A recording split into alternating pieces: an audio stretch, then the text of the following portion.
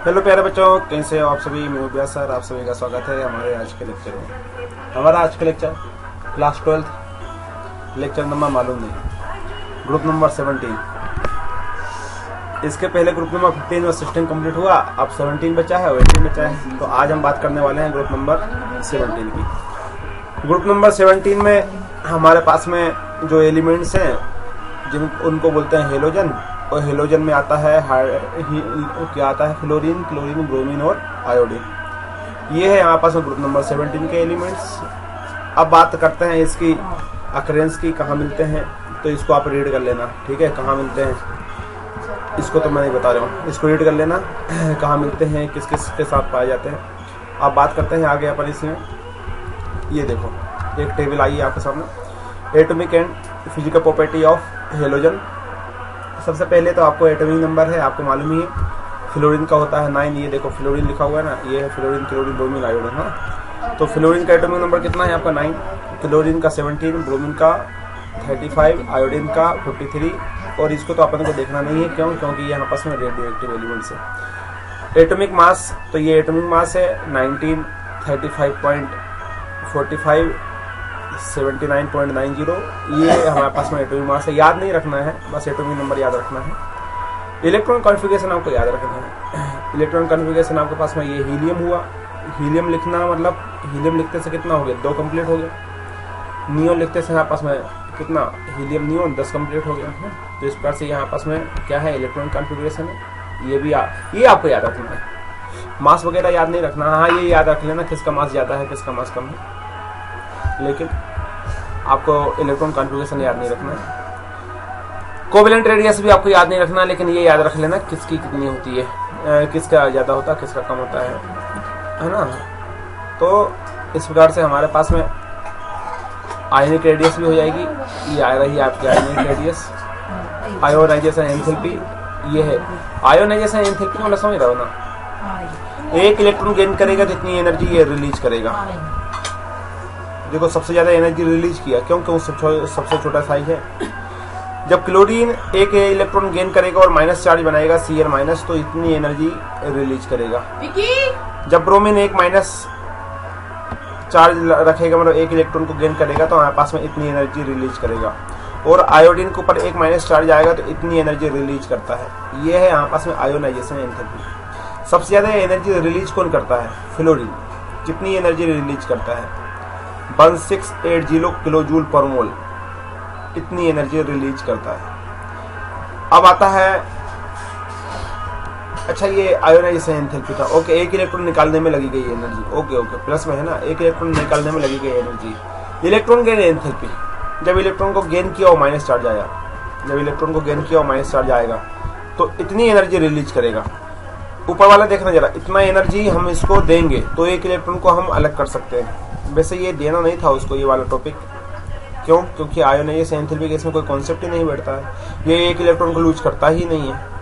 लेकिन फिर भी आपने एक इलेक्ट्रॉन को लूज करवा दिया इससे, तो इतनी एनर्जी आपको देनी पड़ेगी। और यदि एक इलेक्ट्रॉन ये गेन करेगा, एक इलेक्ट्रॉन ये गेन करेगा, तो हमारे पास में ये जो एनर्जी के है ना कितनी, -333 ये इलेक्ट्रॉन का ये एनर्जी क्या करेगा, वहां से रिलीज करेगा। कौन? सेल। अब बात करते हैं इलेक्ट्रोनेगेटिविटी के विषय में। तो इलेक्ट्रोनेगेटिविटी हमारे पास में, देखो जरा एक बात यहाँ समझना, ये क्वेश्चन भी आता है हमारे पास से। सबसे ज्यादा इलेक्ट्रॉन की एंथैल्पी किसकी होती है, क्लोरीन की होती है। कितनी होती है यहाँ पास में, 349 माइनस, है ना। उससे कम इसकी होती है, फिर इसकी होती है, फिर इसकी होती है। ये क्लोरीन वाला याद रख लेना। आयोडीन का साइज छोटा होता है, लेकिन फिर भी उसकी एनर्जी इतनी कम नहीं होती। क्यों? क्योंकि वहां पर रिपल्सन लगता है ना कहीं, छोटा साइज है, लेकिन इसकी एनर्जी हमारे पास में ज्यादा लगती है। अब आता है यहाँ पास में इलेक्ट्रॉन निगेटिविटी। तो इलेक्ट्रॉन निगेटिविटी सबसे ज्यादा हम जानते हैं किसकी होती है, फ्लोरीन की होती है। कितनी है, 4, है ना। तो ये यहाँ पास में इलेक्ट्रॉन निगेटिविटी है। उसके बाद में hydrogen enthalpy, delta H Y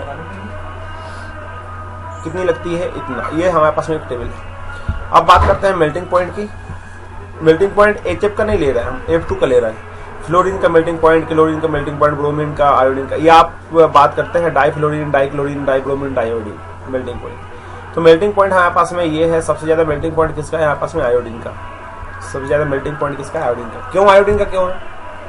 melting point depend करता है वेट के ऊपर। आयोडीन का साइज बड़ा है, साइज ज्यादा है तो मेल्टिंग पॉइंट ज्यादा होगा। बॉइलिंग पॉइंट भी सबसे ज्यादा किसका है? देखो आयोडीन का है। आयोडीन का क्यों है? क्योंकि साइज ज्यादा है। साइज ज्यादा होने किसके कितने इलेक्ट्रॉन है इसमें? प्रोटॉन इलेक्ट्रॉन कितने हैं? 53 इलेक्ट्रॉन है, 53 प्रोटॉन है, तो साइज ज्यादा है। साइज ज्यादा होने से मेल्टिंग पॉइंट कैसा है? ज्यादा है। अब बात करते हैं डेंसिटी की, तो डेंसिटी भी हमारे पास में ज्यादा है। अब बात करते हैं यहाँ पर डेंसिटी की, तो ये है हमारे पास में डेंसिटी। डेंसिटी भी आपको याद नहीं रखना, मेल्टिंग पॉइंट याद रख लेना किसका ज्यादा है, बस डेंसिटी याद नहीं रखना, नंबर याद नहीं रखना। अब हमारे पास में आता है यहाँ पर बॉन्ड डिसोसिएशन एंथैल्पी, मतलब एक बॉन्ड को ब्रेक करने में लगी गई एनर्जी। तो बॉन्ड यहाँ ब्रेक किसका कर रहा है? F2 का बॉन्ड ब्रेक कर रहा है, इस बात को याद रखना। F2 का बॉन्ड ब्रेक कर रहा है, F2 का बॉन्ड ब्रेक किया हमने, F2 का Cl2 के बीच का बॉन्ड ब्रेक किया, आयोडीन का बॉन्ड ब्रेक किया, समझ रहे हो ना? क्लोरीन ब्रोमीन आयोडीन का हम क्या कर रहे हैं? बॉन्ड ब्रेक कर रहे हैं। क्लोरीन Cl2 Br2 के बीच का बॉन्ड ब्रेक कर रहे हैं। तो बॉन्ड डिसोसिएशन एनर्जी या एंथैल्पी एक ही बात है। बॉन्ड को ब्रेक करने में लगी गई एनर्जी कितनी है? देखो फ्लोरीन का बॉन्ड ब्रेक करेंगे तो 158 लगेगा, क्लोरीन को बॉन्ड ब्रेक करेंगे तो 242 लगेगा, फिर हमारे पास में ब्रोमीन का करेंगे तो 192, फिर हमारे पास में आयोडीन का करेंगे तो 151। अब इसको आप सीक्वेंस में ले लेना, किसका ज्यादा लगता है किसका कम लगता है, ठीक है? तो यहाँ पर इसको आप याद रखना कि यहाँ पर सबसे ज्यादा बॉन्ड डिसोसिएशन एनर्जी या एंथैल्पी किसकी होती है? वो क्लोरीन की होती है। कितनी? 242। क्लियर है? Kilo joule mole inverse. तो इस प्रकार से हमारे पास में यहाँ पर बॉन्ड डिसोसिएशन एनर्जी हो गई। अब आगे बात करते हैं यहाँ पर हम इलेक्ट्रॉनिक कॉन्फ़िगरेशन की। तो आप सभी को मालूम है इलेक्ट्रॉनिक कॉन्फ़िगरेशन इसका ये होता है क्या? NH2NP5, ये इसका इलेक्ट्रॉनिक कॉन्फ़िगरेशन होता है। मैजिक इलेक्ट्रॉनिक कॉन्फ़िगरेशन है आपका। कौन सा? मैजिक, ठीक है? ये नोबल गैस कहलाती है, तो आपको मालूम ही है नोबल गैस कहते हैं हम इसको। इसके बगल वाले ग्रुप को क्या बोलते हैं? नोबल गैस बोलते हैं। नोबल गैस मतलब हाइड्रोजन, हीलियम, लिथियम, बेरिलियम, ये तो मालूम है ना, ग्रुप 18 को नोबल गैस। नोबल गैस के बगल वाला इलेक्ट्रॉनिक कॉन्फ़िगरेशन इसका होता है, नोबल गैस के साइड वाला, मतलब इसका नोबल गैस का इलेक्ट्रॉन कॉन्फ़िगरेशन पाने के लिए एक इलेक्ट्रॉन को लेते। अब वो एक कॉन्सेप्ट छोड़ दो। अच्छा, ग्रुप 18 को बोलते हैं नोबल गैस इलेक्ट्रॉन कॉन्फ़िगरेशन। मतलब ये है कि इलेक्ट्रॉन जो हमारे पास नोबल गैस इलेक्ट्रॉन कॉन्फ़िगरेशन है उसी के नियर होता है इसका, क्योंकि इसके बाद में जस्ट आपका नोबल गैस आ जाता है, ठीक है? फिलहाल तो उसको छोड़ो, आगे आने वाले लेक्चर में पढ़ेंगे उसको, ग्रुप 18 में पढ़ेंगे नोबल गैस। तो इलेक्ट्रॉन कॉन्फ़िगरेशन के लिए हम बात करें तो सिर्फ इतना ही याद रखो आप। कितना हमारे पास में इलेक्ट्रॉन कॉन्फ़िगरेशन कितना होता है? कहाँ चला गया भाई? इलेक्ट्रॉन कॉन्फ़िगरेशन कितना होता है हमारे पास में होता है NH2NP5, ये है इलेक्ट्रॉन कॉन्फ़िगरेशन। क्लियर? अब एटॉमिक रेडियस, साइनिक रेडियस ऊपर अपन पढ़ चुके हैं। एटॉमिक रेडियस, साइनिक रेडियस के ऊपर से नीचे आते हैं अप टू डाउन, तो हमारे पास में क्या होता है? इंक्रीज होता जाता है। आपको डेटा भी दिया हुआ है रेडियस का, ठीक है? आयोनाइजेशन एंथैल्पी का भी अपने डेटा पढ़ा हुआ है, वो डेटा दिया, वो यहाँ पर काम आएगा आपको। आयनिक रेडियस का यहाँ पर डेटा आपको काम आएगा। इलेक्ट्रॉन एंथैल्पी का डेटा यहाँ पर काम आएगा। क्लियर है? तो यहाँ पर हमारे पास में देखो आयोनाइजेशन एंथैल्पी को देख लेते हो। They have little tendency to lose electron, ये टेंडेंसी नहीं रखते लूज इलेक्ट्रॉन रखने की। मैं तो वही आपसे बोला था कि ये जबरदस्ती एक पॉइंट दे दिया और लोन बढ़ा दिया। टेंडेंसी ही नहीं है लूज इलेक्ट्रॉन की। टेंडेंसी है क्या? नहीं है, टेंडेंसी नहीं है, लूज इलेक्ट्रॉन ही नहीं करेगा। इस प्रकार से they have high ionisation enthalpy, इसी कारण से ये सबसे ज्यादा। भाई अब बात ये है, किसी चीज की जरूरत ही नहीं है। सपोज करो किसी आप मेडिकल पे गए हो और मेडिकल पे जाने के बाद में आपको कोई मेडिसिन लेना है और उस मेडिसिन को वो आपको देना नहीं चाहता। हो सकता है उसको उसके परिवार में आवश्यकता हो, उसको स्वयं को आवश्यकता हो, और हो सकता है वो देना ही नहीं चाहता, उसको वो रखना चाहता है बचा के। फिर भी आप बोलते हो नहीं आपको मेडिसिन चाहिए। सपोज करो कि इस समय कोरोना चल रहा है और कोरोना की वैक्सीन आ गई है। अब आप कोरोना की वैक्सीन लेने के लिए गए, अब उसके पास में एक ही वैक्सीन है कोरोना की, अब वो आपको देना ही नहीं चाहता, वो बचा के रखना चाहता कि यार मेरे परिवार में यदि किसी को कोरोना हो गया तो ये वैक्सीन मेरे लिए काम आएगी। लेकिन आप जबरदस्ती जिद पड़ जाते हो, नहीं हमको तो वैक्सीन चाहिए ही चाहिए ही चाहिए। अब यदि मान लीजिए सपोज करो कि उस वैक्सीन की जो कीमत है, जो उसका प्राइस है वो आपका 1000 है, ओरिजिनल प्राइस 1000 है, मान लो बहुत सी वैक्सीन होता तो वो 1000 की एक देता, लेकिन अब वो वैक्सीन आपको देना ही नहीं चाहता कोरोना की, लेकिन फिर भी आप लेना चाहते हो, तो वो बोलेगा भैया ये 1000 की है, मैं तो 10,000 लूंगा, है मंजूर तो ले लो, नहीं तो मत लो। तो आपको ज्यादा जरूरी है कि नहीं यार भाई आपको कोरोना की वैक्सीन चाहिए ही चाहिए, हो सकता है आपके परिवार में कोई हो जाए या किसी के परिवार में कोई हो, तो उसको कोरोना का वैक्सीन चाहिए। अब 1000 की है, सबको पता है 1000 की, लेकिन एक ही वैक्सीन है। अब क्या करेगा सामने वाला, वो उसने बोला हम तो 10,000 में लेंगे, है तो मर्जी तो लो, नहीं तो मत लो। हम माना कि इसका 1000 का रेट है, लेकिन हम 10,000 में देंगे। अब क्या करोगे आप, आपकी मजबूरी, आप लोगे उसको वैक्सीन को 10,000 में। मतलब ये हुआ कि ये इलेक्ट्रॉन को वो लूज ही नहीं करता है, लेकिन फिर भी आप बोलते हो इलेक्ट्रॉन को लूज करो, तो भैया वो तो हाई एनर्जी तो रखेगा ही ना, वो हाई एनर्जी से एनर्जी लेगा, समझ रहा हो ना। लूज की टेंडेंसी नहीं है उसकी, तो गेन की टेंडेंसी है, लेकिन फिर भी आप उससे बोलते हो लूज करो, तो वो जो एनर्जी लगनी चाहिए थी उससे कहीं ज्यादा एनर्जी लगाता है। इतनी बात क्लियर हुई, बस यही है। ड्यू टू, देखो क्या है, due to increase in atomic size,